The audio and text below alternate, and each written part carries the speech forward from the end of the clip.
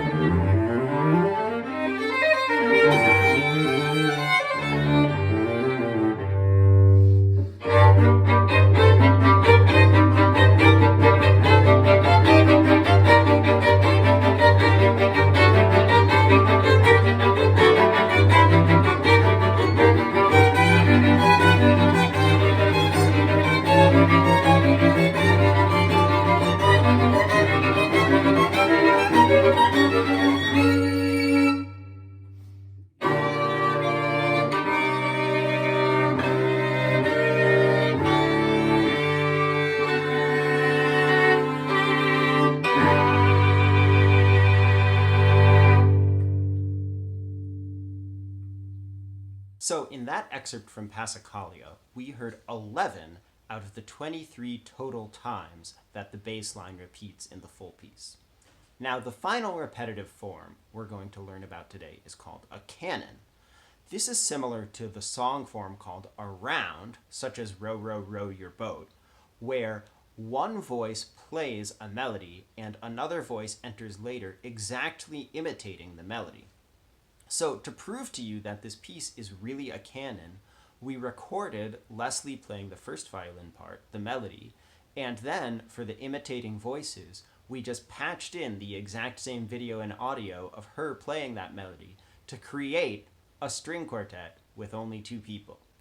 Furthermore, the cello part in this piece is also very repetitive, so I went ahead and looped in some of my performance of that so you can see just how repetitive this particular piece is.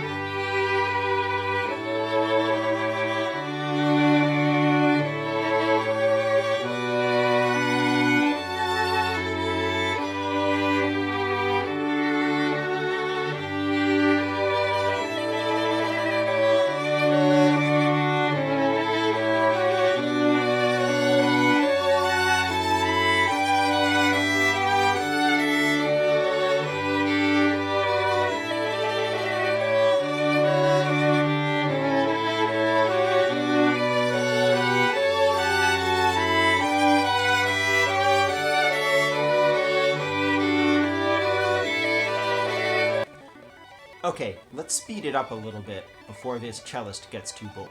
Now, did you notice that the cello is repeating the same bass line over and over? That's because this piece is not only a canon, but it's in fact also a Passacaglia, and we got two repetitive forms for the price of one.